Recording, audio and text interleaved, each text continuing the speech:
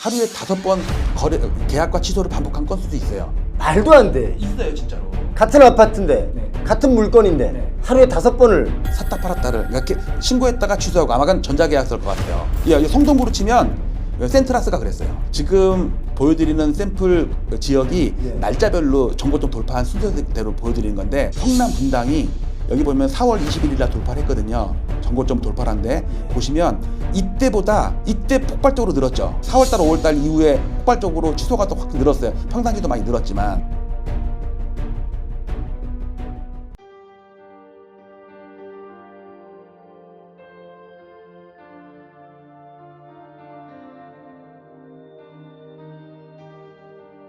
지난 2월 12일 오세훈 서울시장의 갑작스러운 토지거래 허가구역 토허제 해제와 3월 24일 확대 재지정을 기폭제로 서울 아파트 시장의 투기적 과열 양상이 격화되었고 시장 교란 행위도 빈번히 발생했습니다. 한국은행의 통계에 따르면 부동산이 가계 순자산의 73.7%를 차지한다고 합니다. 좁은 국토와 한정된 토지에서 남들이 들어가 살아야 할 주거 공간에 투기를 하고 막대한 불로소득을 올리고 자랑까지 하는 시대는 하루빨리 종식되어야 합니다. 부동산 시장의 투기와 주택 가격의 비정상적인 상승은 국민들의 주거 불안과 청년들의 근로의욕 저하, 사상 최악의 저출산 등 사회적 문제로까지 이어지고 있기 때문입니다. 저는 올해 3월 이후 국토부 실거래가 공개 시스템에서 비정상적인 계약 해제 건수가 폭증하는 것을 목격하였습니다. 아파트 시장을 폭등시키는 것은 일상적인 100건의 계약이 아닌 신고가 한 건에 의할 때가 많기 때문에 투기 세력들은 쉽게 이러한 유혹에 빠집니다. 과거에도 신고가 허위 등록 후 후속 계약이 등록되면 슬그머니 이를 해제하는 등의 사례가 종종 언론에 보도되기도 하였습니다. 이는 해당 아파트의 실거래가를 조작함으로써 시세를 올리려는 부정한 작전에 해당합니다. 그러나 이를 감시해야 할 국가기관의 조치는 어디에서도 찾아볼 수 없었고 그 실태조차 파악도 못하고 있는 것으로 보입니다. 이에 최근에 비정상적인 실거래가 대량 계약 해제 사태를 통계적으로 집계하여 과거와 비교하며 그 실태를 먼저 알리고자 합니다. 본 청원의 취지는 국토부 실거래가 공개 시스템의 신고가 허위 계약 등록 후 후속 계약 등록 시 이를 해제하거나 계약과 해제를 반복하는 자전거래 등 책임있는 국가기관의 아파트 실거래가 조작 여부 실태 조사를 촉구하기 위함입니다.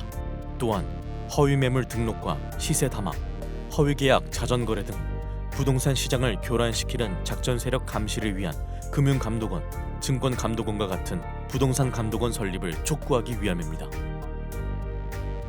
본 청원을 계기로 국가 차원에서 건전한 부동산 거래 질서를 확립하여 집값 폭등과 이로 인한 불로소득을 차단하여 사회 갈등을 해소하고 국민의 주거권을 보호할 수 있는 부동산 거래의 공정성 및 투명성을 확보해 주시기 바랍니다.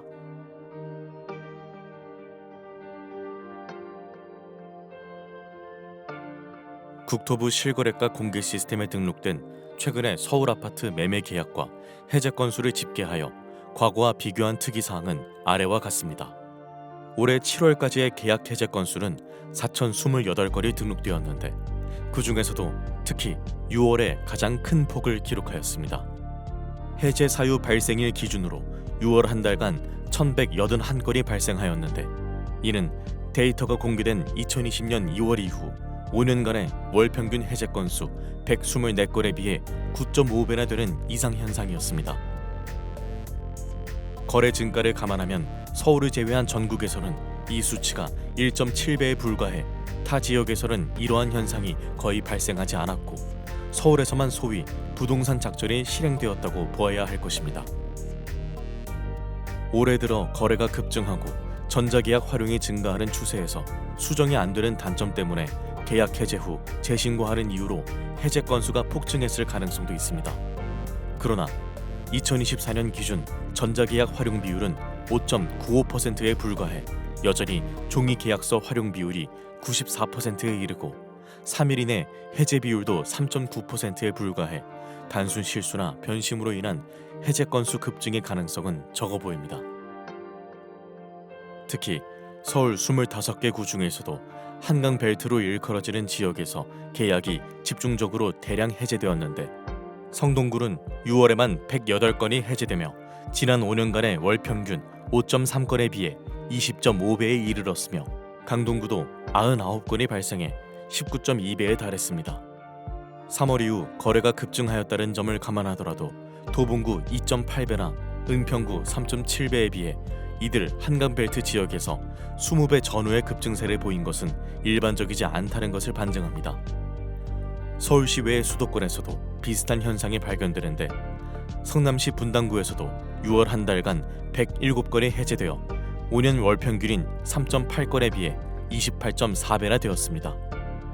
이러한 특이 현상이 서울의 한강벨트 지역에서 집중적으로 발생한 공통점은 2023년 저점에서 2년간 반등을 하던 중 이들 모두 2021년 전후의 전고점 돌파 직전에 있었다는 것이며 2월 12일 토어제 해제와 3월 24일 재지정의 행정 실패 기간을 거치며 거래가 급증했고 해제 건수 폭증을 동반하며 전고점 돌파에 성공했다는 점입니다.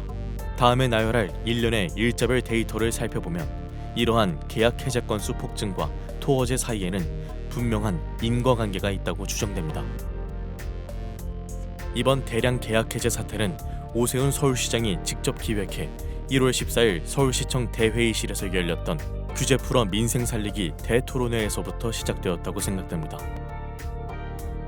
당시 토론회에 참여했던 100인 중 강남구 공인중개사 한 분의 토어제 구역 해제 건의에 대한 답으로 서울시장은 강남구 대치동과 삼성동, 청담동과 송파구의 잠실동 등 4개 지역의 토어제를 해제하겠다고 공언했습니다. 한 달 후인 2월 12일 이들 4개 동은 토어제 지역에서 전격적으로 해제되었으며 이들 지역의 아파트 값은 곧바로 폭등세를 보였습니다.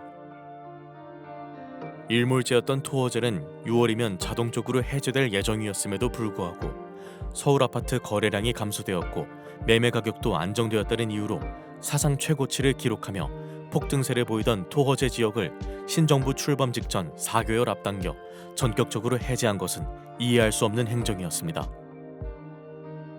당시 잠실동은 2년 전 저점에서 이미 플러스 28.9%, 대치동은 플러스 24.8% 급등해서 사상 최고치를 이어가던 중이었으며 계엄과 탄핵 등 주무부처가 부재한 무정부 상태를 틈타 급등세는 폭등세로 변하여 7월 현재까지 5개월간 플러스 20% 전후의 추가 상승세를 기록, 2년간 플러스 50%가 넘는 경이적인 기록을 세웠습니다.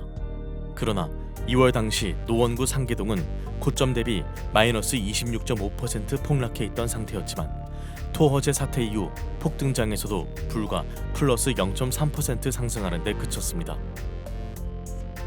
결국 2년간 대치동 세대수 상위 9개 단지 14,169세대의 평균 매매가가 28.7억 원에서 43.1억 원까지 플러스 14.4억 원, 플러스 50.6% 급등하는 동안 상계동 세대수 상위 34개 단지 46,751세대의 평균 매매가는 7.5억 원에서 5.7억 원까지 오히려 마이너스 1.8억 원, 마이너스 23.5% 급락했습니다. 두 개 동의 매매가 차이가 2년간 4.1배에서 7.5배로 벌어지는 초양극화 현상이 발생한 것으로 서울시의 규제 풀어 민생 살리기 대토론회에서 시작된 아파트값 폭등 현상은 민생보다는 부자 살리기 결과를 초래하게 된 것입니다. 더구나 상계동의 총 세대수는 대치동에 비해 2배 이상 더 많기까지 합니다. 토어제 해제 이후의 지역별 아파트값 폭등 현상을 날짜별로 나열하면 이번에 대량 계약 해제 현상이 불특정 다수에 의한 우연한 현상이 아니었음을 의심하게 됩니다.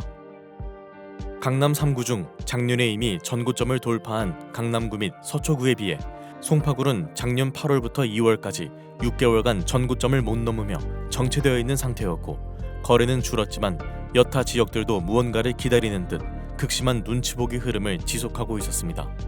2월 12일 서울시장의 전격적인 토어제 구역 해제와 함께 서울 아파트 시장은 송파구 잠실동을 위주로 폭등세로 돌변했습니다. 연일 폭등세를 보이던 서울 아파트 시장은 열흘 후인 22일 송파구와 영등포구가 4년 전에 전고점을 돌파한 데 이어 4일 후 마포구, 9일 후 성동구 등 차례로 전고점을 돌파했습니다.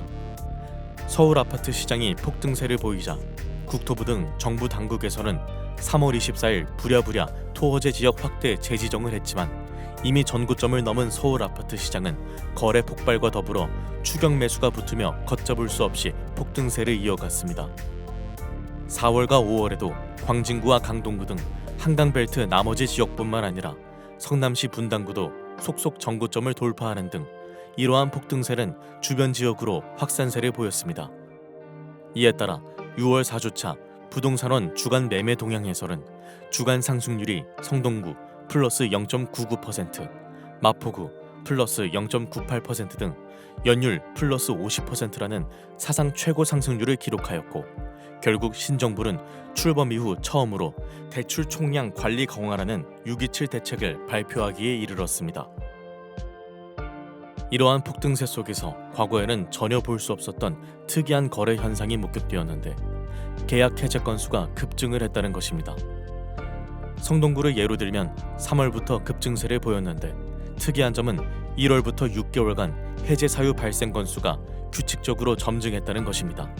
즉 5년 월 평균 5.3건에 그치던 해제 건수가 12월 4건, 1월 9건, 2월 14건, 3월 29건, 4월 55건, 5월 71건, 6월 108건으로 성동구 아파트 지수 급등을 따라 해제 건수도 급증을 한 것입니다. 강동구와 마포구, 성남시 분당구 등 주요 지역에서도 이러한 현상이 발견되었는데 서울 아파트 전체 해제 건수에서도 12월 91건, 1월 157건, 2월 200건, 3월 369건, 4월 428건, 5월 608건, 6월 1181건 등의 규칙적인 흐름은 동일했습니다. 즉, 이들 지역에서는 공통적으로 아파트 가격의 급등 추세를 따라 계약 해제 건수도 동반 급증을 한 것으로 이 중에는 신고가 취소분이 상당수 포함되어 있을 개연성이 큽니다. 계약 해제 건수가 집중된 한강벨트 지역에서는 시가총액 또는 세대수 상위 아파트에서 이러한 현상이 집중되었는데 6년간 발생한 총 해제 건수와 올해 6개월간의 해제 건수를 비교해보면 최근에 단기간에 얼마나 많이 집중 발생했음을 알 수 있습니다. 성동구 센트라스 아파트는 6년간에 63건에 비해 6개월 만에 38건이 발생해 그 비중이 60%가 넘었으며 텐지힐 1단지도 58%가 넘었습니다. 강동구의 아르테온 아파트도 55%가 넘었으며 성남시 분당구도 58%가 넘었습니다. 특히 양천구의 목동 신시가지 7단지의 경우에는 6년간 발생한 총 해제 건수 17건 중 올해 6개월에만 12건이 집중적으로 발생했는데 이 기간 전용 53제곱미터 실거래가는 15.7억 원에서 23억 원으로 플러스 7.3억 원 폭등, 불과 4개월 만에 플러스 46.5%를 기록했으며 전용 66제곱미터 실거래가도 19.5억 원에서 27.5억 원으로 플러스 8억 원의 폭등, 플러스 41%를 기록했습니다. 마포구의 마포 레미안 푸르지오 아파트도 6년간 총 42건의 계약 해제 건 중 올해 6개월에만 20건의 해제 건수가 발생하였는데 전용 53제곱미터의 경우 15.9억 원에서 20.5억 원으로 플러스 4.6억 원 급등, 불과 4개월 만에 플러스 28.9%의 상승률을 기록했으며 전용 84제곱미터의 경우에도 18.0억 원에서 24.5억 원까지 플러스 6.5억 원 상승, 플러스 36.1%를 기록했습니다. 이 중에는 상당수가 단순한 실수나 착오, 변심 등으로 인한 계약 해제 건이 있을 수 있으나 거래 폭증과 함께 신고가를 포함한 이러한 대량 계약 해제 건수가 전고점을 넘기며 추격 매수를 유발하기에는 딱 좋은 현상이었습니다. 문제는 이러한 대량 계약 해제 건수가 시장 참여자들에게 착시를 불러일으킬 뿐만 아니라 국가기관의 공식적인 총 거래 건수에도 포함된다는 것입니다. 실제로 서울시 부동산 정보광장 홈페이지에는 해제 건수가 포함된 거래 건수가 노출이 되고 있으며 언론에서는 이를 여과 없이 보도합니다. 즉, 지난 6월의 총 거래 건수에는 이미 해제된 1천여 건의 계약도 포함이 되어 있습니다.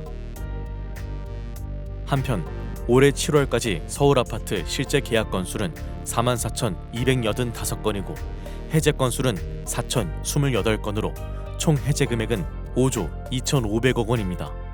올해 해제된 계약 건수가 모두 정상이었다고 가정하면 이 금액만큼의 계약금 손익이 발생한 것이며 이 중 20%만 계약금을 포기했다고 가정해도 그 금액은 1조 원이 넘습니다.